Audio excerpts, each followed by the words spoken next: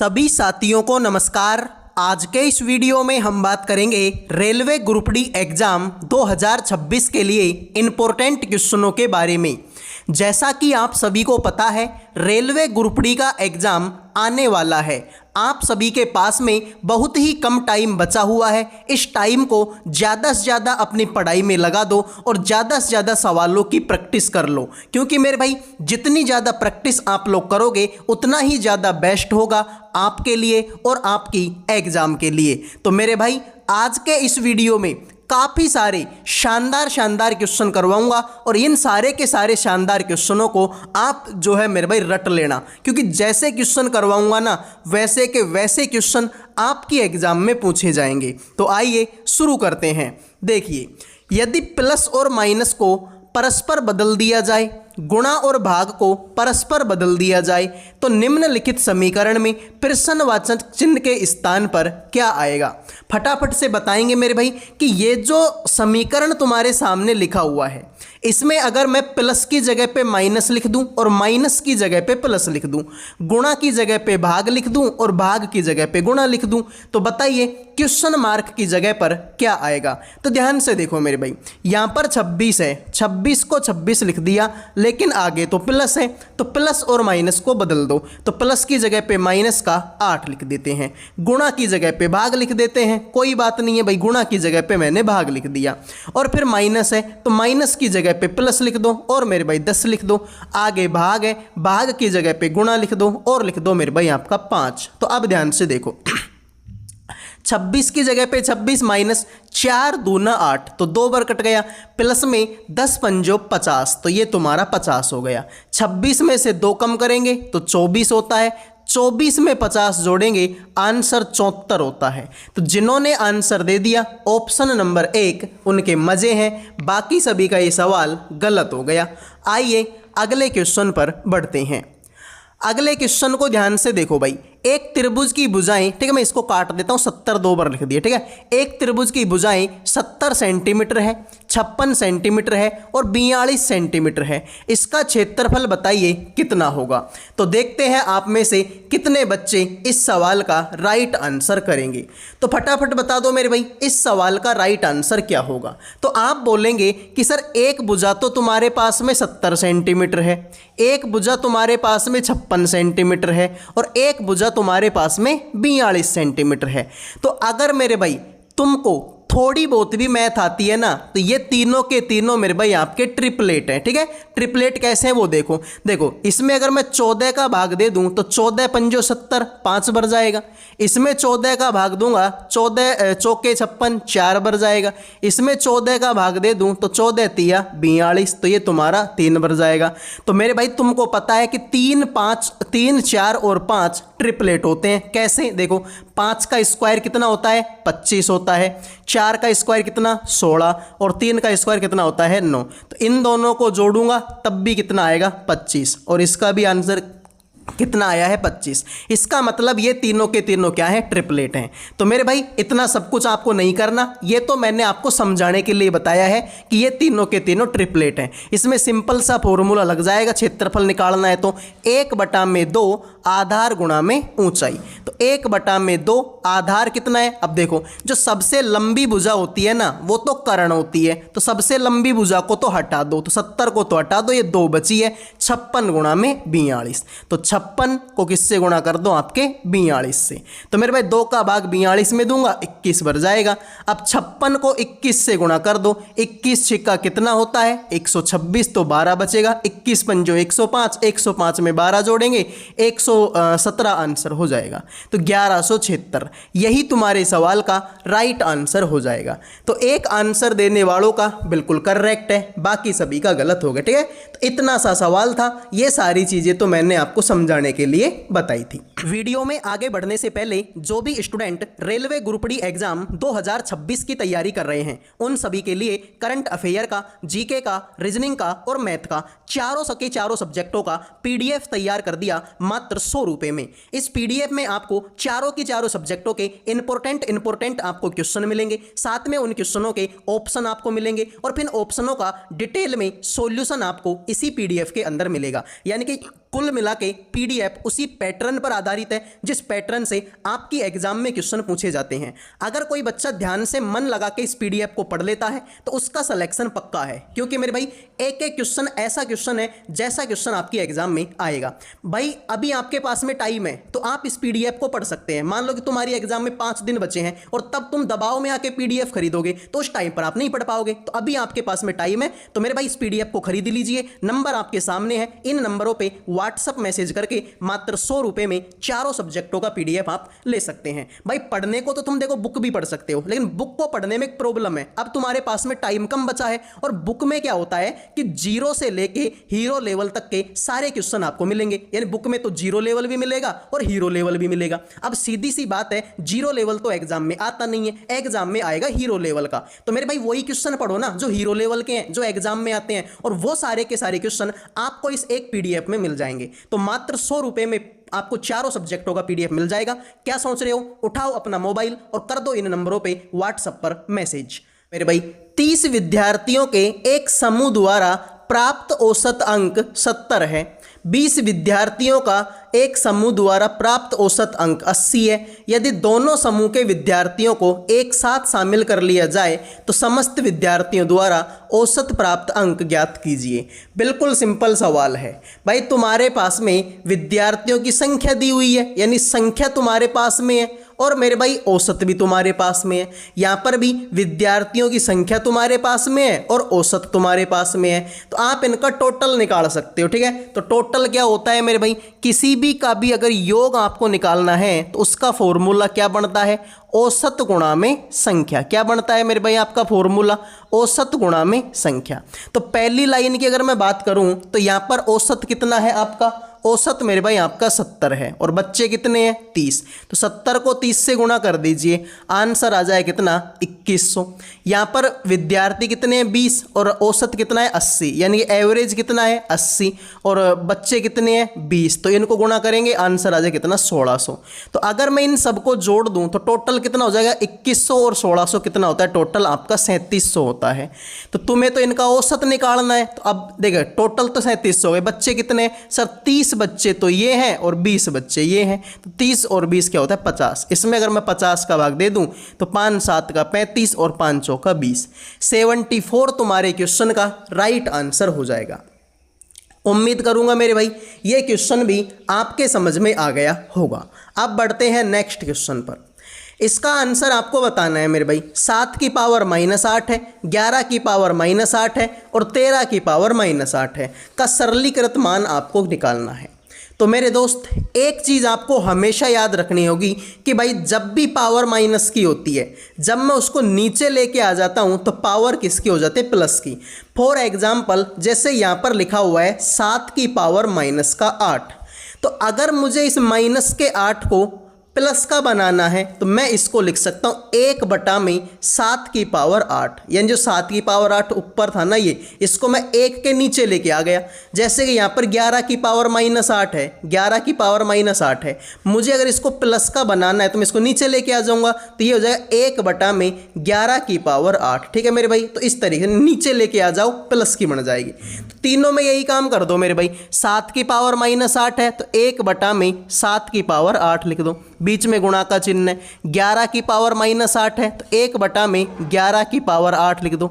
13 की पावर -8 है, बटे में लिख दो मेरे भाई 1/13 की पावर 8। तो आप कुछ नहीं करना, इनको आपस में गुणा करना। भाई 1 को गुणा करें 1 से, फिर इसको गुणा करें 1 से, तो वापस 1 आ जाएगा। ठीक है, अब देखो इसकी भी पावर 8 है, इसकी भी पावर 8 है, इसकी पावर 8 है, तो पावर तो मेरे भाई 8 लग जाएगी, कोई प्रॉब्लम नहीं है।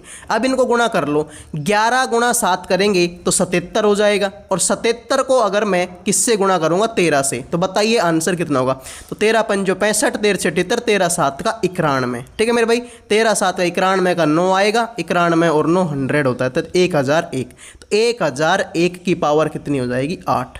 तो ऐसा कहाँ पर है मेरे भाई, ऑप्शन नंबर 1 में है। तो जिन्होंने आंसर दे दिया ऑप्शन नंबर 1 उनके मज़े हैं, बाकी सभी का सवाल गलत हो गया। आइए अगले क्वेश्चन पर बढ़ते हैं। आप सभी से रिक्वेस्ट है कि प्लीज़ मेरे भाई वीडियो को लाइक कर दो, चैनल को सब्सक्राइब कर दो। लाइक सब्सक्राइब करने का कोई पैसा नहीं लगता। वस्तु है मेरे भाई तुम्हारे सामने दो, x और y के क्रय मूल्यों का अनुपात 3:7 है। किसी व्यक्ति ने वस्तु x को बेचकर 14% का लाभ अर्जित किया और वस्तु y को बेचने पर 11% की हानि हुई। संपूर्ण लेन देन में उसका लाभ या हानि प्रतिशत बताओ कितना होगा। तो मेरे भाई ध्यान से देखो, तुम्हारे सामने दो वस्तु हैं, एक वस्तु है x और एक वस्तु है मेरे भाई आपकी कौन सी, y।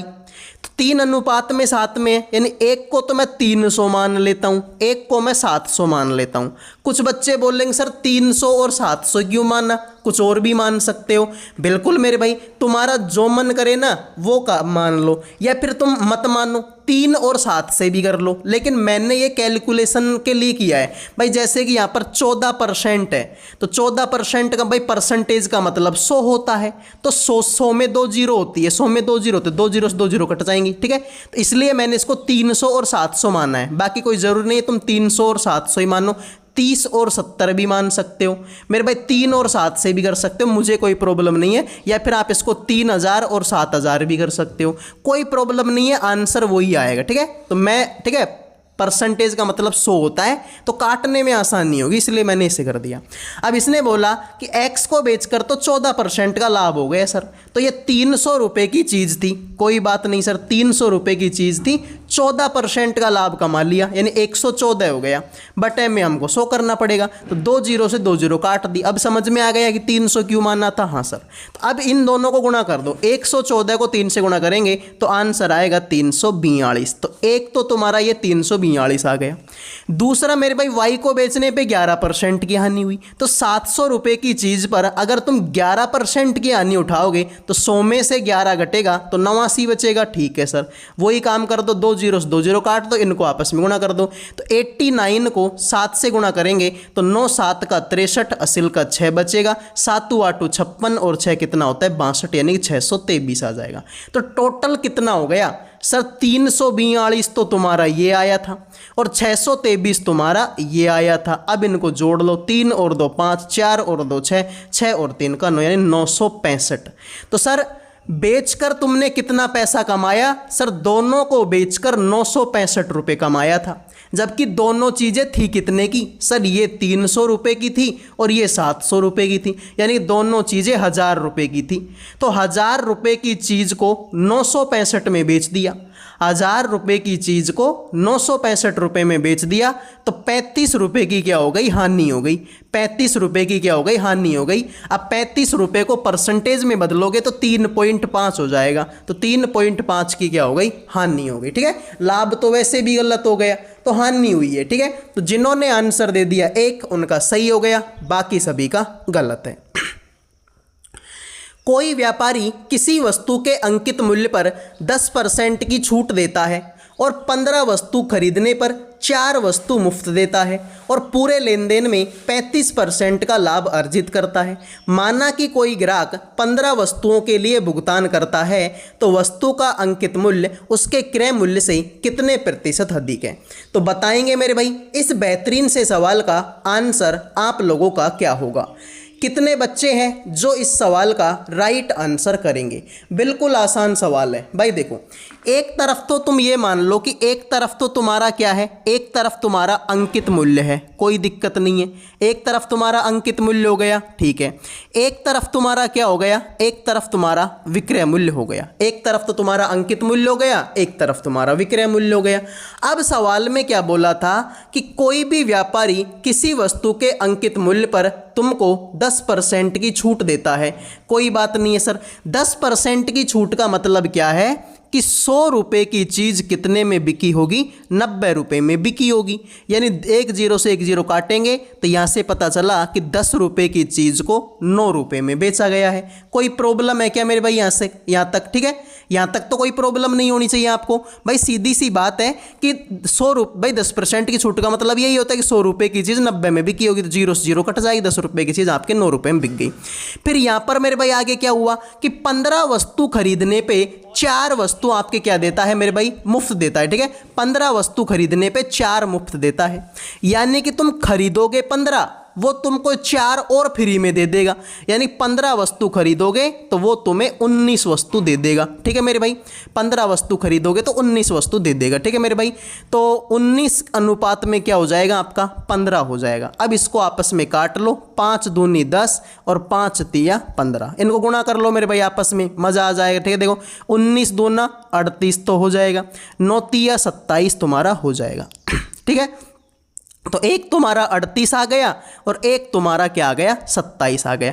फिर इसने बोला कि पूरे लेन देन में 35% का लाभ कमाता है। अब 35% का लाभ कमाता है क्रय मूल्य पर। अब क्रय मूल्य कितना है मुझे नहीं पता, तो ये जो तुम्हारा क्रय मूल्य है इस पे इसको 35% का लाभ मिलता है। 35% के लाभ का मतलब है 135 रुपये मिलता है। ठीक है भाई, 35% के लाभ पर मिलता है तो बेच देता है। अब बेचा तो 27 रुपये में, भाई सीधी सी बात है, विक्रय मूल्य 27 ही तो है, तो 27 रुपये में इसको बेच देता है।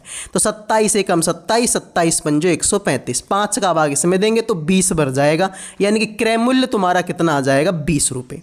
तो इसने क्या बोला है, इसने ये बोला है कि वस्तु का अंकित मूल्य उसके क्रय मूल्य से कितने प्रतिशत अधिक है। तो मेरे भाई क्रय मूल्य तो तुम्हारा कितना आ गया, 20 रुपये आ गया, और अंकित मूल्य कितना आ गया, 38 रुपये आ गया। तो ये 20 रुपये था, ये 38 रुपये था, 18 रुपये ज़्यादा हो गया। किससे, 20 से। परसेंटेज है तो फिर 100 से गुणा करना ही पड़ेगा। 20 पंजो 100, 18 पंजो 90, यही तुम्हारे सवाल का राइट आंसर हो जाएगा।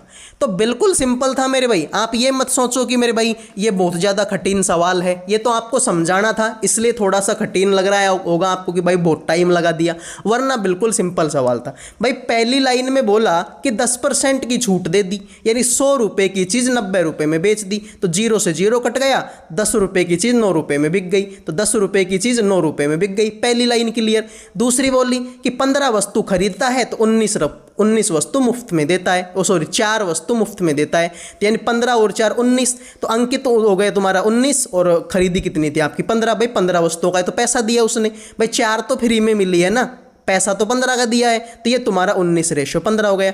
5 दूनी 10, 5 तिया 15, तो 9 तिया 27 तो हो गया, और 19 दूना 38 तुम्हारा ये हो गया।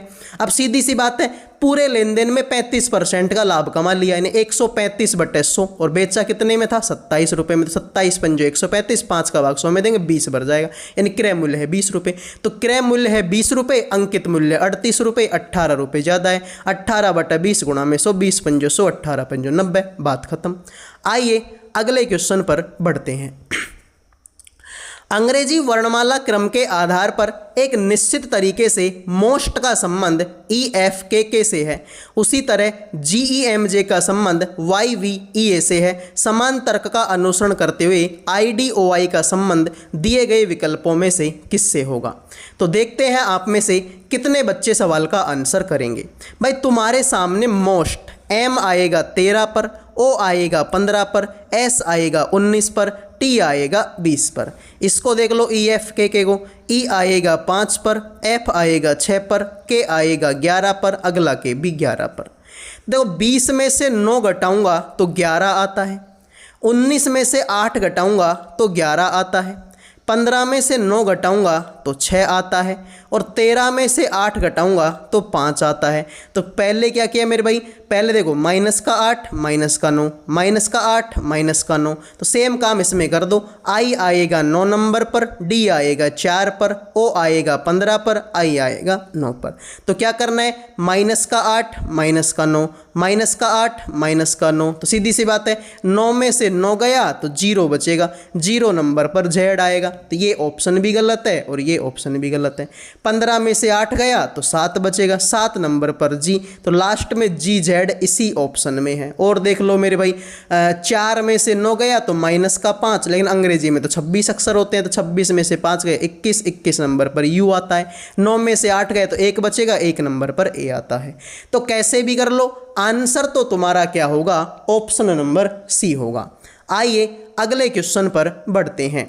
तो सभी से रिक्वेस्ट है, वीडियो को लाइक और चैनल को सब्सक्राइब कर दीजिए, फ्री होता है। निम्नलिखित त्रिक में अक्षरों का प्रत्येक समूह एक निश्चित तर्क का अनुसरण करते हुए अगले समूह से संबंधित है। दिए गए विकल्पों में से उस विकल्प का चयन कीजिए जो समान तर्क का अनुसरण करता है। यानी कि मेरे भाई इन तीनों के बीच में आपस में कोई संबंध है, इन तीनों के बीच में आपस में कोई संबंध है। ऐसा ही संबंध आपको बताना है इनमें से किसके बीच में होगा। तो देख लो मेरे भाई, बिल्कुल सिंपल है। जैसे यहाँ पर W शुरू में था भाई, यहाँ पर W 1 नंबर पर है तो यहाँ पर W तीसरे नंबर पर पहुँच गया। यहाँ पर जैसे N शुरू में है तो यहाँ पर N कहाँ पर पहुँच गया, तीसरे नंबर पर पहुँच गया। तो जैसे यहाँ पर P शुरू में है तो तीसरे नंबर पर आना चाहिए, तीसरे नंबर पर तो A है, तो ये तो वैसे ही गलत हो गया। जैसे कि मेरे भाई यहाँ पर T पहले नंबर पर है, यहाँ पर तीसरे पे कोई बात नहीं। यहाँ पर भी F पहले नंबर पर, यहाँ पर तीसरे नंबर पर कोई बात नहीं। यहाँ पर O पहले नंबर पर है, यहाँ पर तीसरे पर कोई बात नहीं। अब देखो, अब जैसे यहाँ पर देखो W वापस से शुरू में आ गया, यहाँ पर N फिर से शुरू आ गया। तो यहाँ पर T शुरू में है तो यहाँ पर भी शुरू में होना चाहिए था, लेकिन यहाँ पर शुरू में R है, तो ये तो वैसे ही गलत हो गया। भाई देखो वही बात, जैसे यहाँ पर N पहले पर है, यहाँ पर तीसरे पर और फिर यहाँ पर पहले पर। यहाँ पर W पहले पर है, फिर तीसरे पर है और फिर पहले पर है। तो यहाँ पर F पहले पर है, तीसरे पर है, लेकिन फिर पहले पे नहीं है, तो ये भी गलत हो गए। इसमें देख लो, O पहले पर है, फिर तीसरे पर है, फिर पहले पर है। तो यही तुम्हारे सवाल का करेक्ट आंसर हो जाएगा। तो डी आंसर देने वालों के मजे हैं, बाकी सभी का सवाल गलत हो गया। तो अगले वीडियो में मिलेंगे। जय हिंद, जय भारत।